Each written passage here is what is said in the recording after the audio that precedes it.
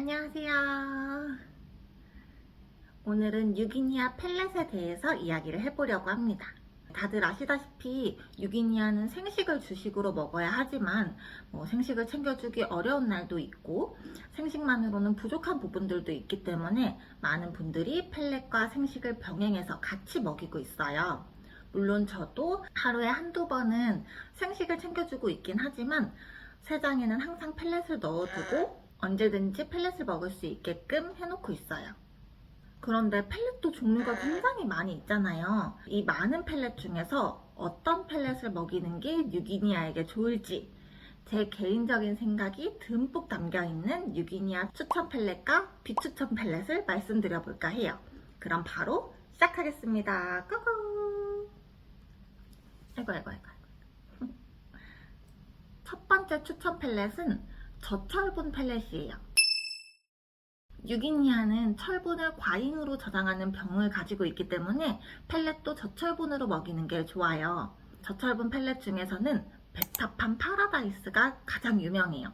베타판 파라다이스는 홀그레인 옥수수, 밀, 대두에 블루베리, 사과, 건포도, 복숭아, 배 등의 과일, 각종 아미노산과 미네랄을 섞어서 만든 펠렛이에요. 철분 함량이 최대 60mg/kg라고 안내되어 있고 유기니아에게 필요한 비타민 A의 함량도 꽤나 높은 편이에요. 그래서 저도 예전에는 종종 줬었는데 2025년 4월 현재 기준 수입이 안 들어온 지 꽤 오래돼서 현재는 국내에 재고가 없어요. 그리고 가격이 올랐다고 해서 찾아봤는데 제 기억으로는 2kg 펠렛이 33,000원인가? 3만원 중반대였던 걸로 기억을 하거든요. 근데 공식 홈페이지에는 가격이 나와 있지 않아서 원래 가격이 얼마인지는 모르겠지만 아마존에 34.45달러 하나로 약 49,000원 정도로 올라와 있더라고요. 아마 국내에 수입이 들어온다고 해도 상당히 가격이 올라서 들어오지 않을까 싶어요. 그리고 두 번째 저철분 펠렛으로는 주프림 내추럴 펠렛이 있는데요. 지금 저도 주고 있는 펠렛인데 근데 이게 약간 문제가 있어요. 먹고 싶어? 이 내추럴 펠렛이 한창 주프림 코리아 대표님께서 홍보를 하고 다니실 때 저철분 펠렛이라서 촉한 로리 등에 추천된다고 하시면서 이 내용은 주프림 본사에서 안내를 받은 내용이라고까지 하셨거든요. 그래서 제가 저철분 펠렛이면 유기니아한테도 좋을 텐데 홍보 문구에 유기니아가 없어서 섭섭하다 이렇게 말씀드렸더니 본사에서 안내받지 못한 내용을 임의로 홍보를 할 수는 없기 때문에 본사랑 이야기를 해보시겠다는 대화를 나눈 적도 있어요. 그런데 공식 홈페이지에는 내추럴 펠렛이 저철분 펠렛이라는 설명이 전혀 없어요. 철분 함량도 적혀있지 않고요.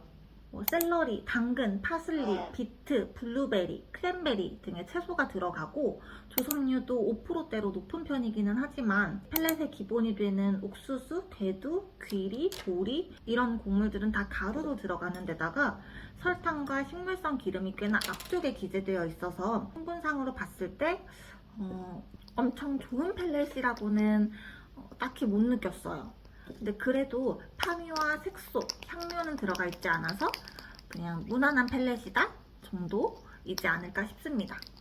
이 저철분에 대한 내용이 확실하게 있으면 좋을 텐데 없어가지고 주프림 코리아 대표님께 문의를 해봤더니 저철분은 확실하고 상세한 내용은 본사에 요구를 한 상태라고 하셨어요. 하루빨리 내용이 업로드 되면 좋겠네요. 두 번째 추천 펠렛은 성분이 좋은 펠렛이에요. 일단 첫 번째로는 해리슨 펠렛. 해리슨은 유기농 인증 및 논 GMO 인증을 받은 통곡물과 콩류에 천연 비타민과 미네랄을 첨가해서 만든 펠렛이라고 해요. 옥수수, 보리, 대두, 완두콩, 렌틸콩, 귀리, 알파파 등이 주 재료이고 과일이나 채소는 들어가 있지 않습니다.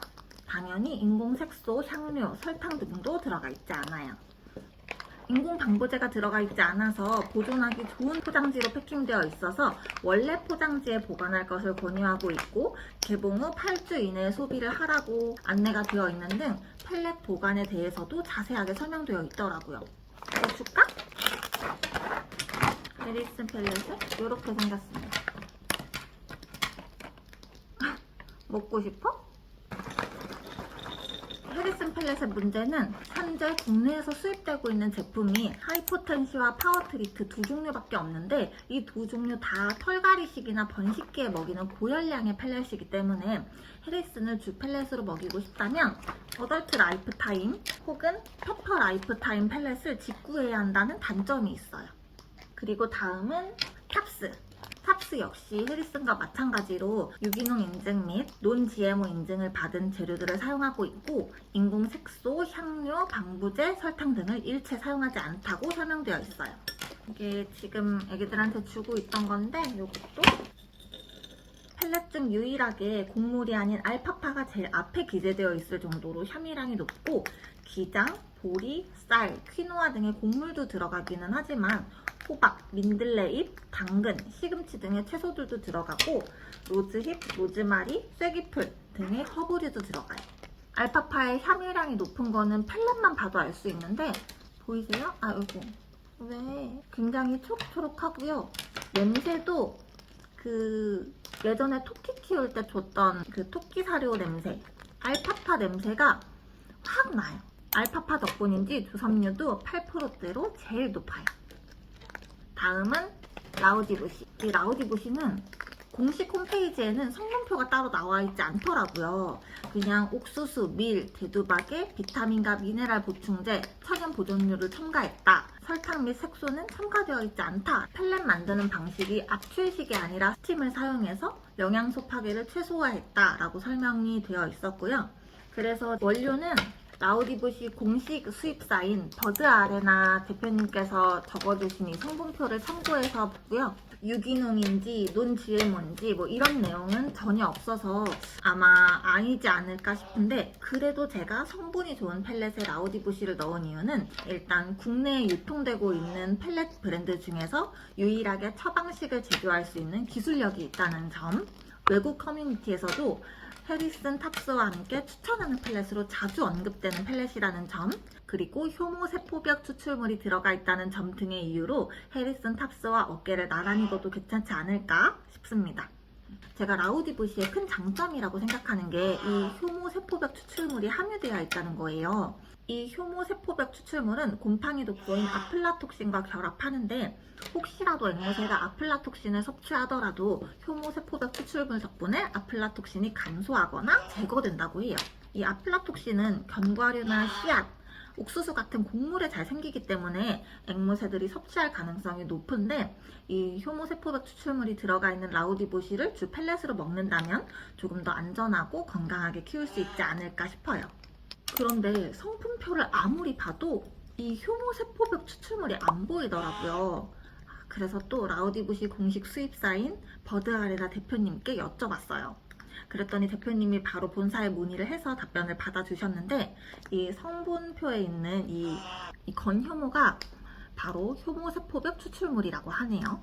이거는 라우디부시 메인터넌스 펠렛인데 메인터넌스 말고 로우펫이라고 있거든요. 이 로우펫 펠렛은 말 그대로 지방 함량이 낮기 때문에 유기니아 펠렛으로 추천을 하면 로우펫이 더 좋지 않을까 싶어요. 지방 함량이 적어서 그런지 색깔도 좀 더 연한 색깔이고요. 유기니아는 언제나 과용량을 조심해야 하고 지방도 많이 먹으면 까만깃이 자라는 등 건강상의 문제가 생기기 때문에 미리미리 로우펫 펠렛으로 관리해주면 너무 좋겠죠? 그런데 이 성분 좋은 펠렛들의 특징이 색소, 향료, 설탕 이런 것들이 들어가 있지 않기 때문에 기호성이 좀 떨어지는 편이에요. 그래서 먹이려고 시도했다가도 앵무새들이 안 먹어서 다시 원래 먹이던 펠렛으로 돌아가시는 분들도 계시더라고요. 하지만 역시 기호성은 앵바앵이잖아요. 그리고 안 먹더라도 꾸준히 주다 보면 언젠가는 먹을 수도 있으니까 혹시라도 펠렛을 바꾸고 싶으신 분들이 있다면 시도해보시는 것을 추천드립니다. 그리고 이번에는 유기니아에게 이 펠렛은 먹이지 않았으면 좋겠다 하는 비추천 펠렛도 말씀드려볼게요. 첫 번째 비추천 펠렛은 색소 펠렛이에요. 대부분 알록달록한 펠렛에는 색소가 들어가는데 이 색소는 앵무새의 시각을 자극을 하고 식욕을 돋구는 역할을 하기도 하지만 유기니아는 색소에도 예민하게 반응을 해서 색소를 섭취했을 때 토태핑, 윙플리핑 같은 신경 증상이 나타나기도 해요. 그래서 색소 펠렛은 웬만하면 피하는 게 좋은데 색소가 들어가 있는 대표적인 펠렛은 주프림 후르츠 블렌드, 주프림 베지 블렌드, 프리티버드 데일리 셀렉트, 버셀라가 트로피칼 펠렛 등이 있고요. 그리고 베타팜 뉴트리 블렌드도 딱 봐도 색깔이 색소 펠렛인데 성분표에는 색소가 기재가 되어 있지 않더라고요. 그래서 찾아봤는데 사람이 먹을 수 있는 등급의 식용색소와 향료를 사용한다고 하네요. 그래서 성분표에 적혀있지 않더라도 자연에서 나오기 힘든 선명한 색깔의 펠렛에는 웬만하면 인공색소가 들어가 있다고 보시면 될 것 같아요. 그리고 두 번째 비추천 펠렛은 소분 펠렛이에요. 소분 펠렛은 본품을 수입해서 수입사 혹은 판매업체에서 임의로 소분 후 재포장해서 판매하는 것을 말하는데, 이 소분 펠렛은 유기니아뿐만이 아니라 모든 앵무새들이 조심하셨으면 좋겠어요. 펠렛은 산소와 닿는 그 순간부터, 개봉을 한 그 순간부터 산패가 시작이 되기 때문에 개봉을 하면 유통기한은 의미가 없어져요. 그래서 소분 펠렛 같은 경우에는 유통기한이 1년이 넘게 남아있다고 하더라도 소분한 지 꽤 오랜 시간이 지났다면 이미 산패되어 있을 가능성이 높아요. 그런데 대부분의 소분 펠렛은 언제 어떤 환경에서 소분했는지 알 수가 없고요. 거기다가 이때까지 소분 관련해서 많은 이슈들이 있었기 때문에 저는 더더욱 소분 펠렛에 대한 편견을 가지고 있어요.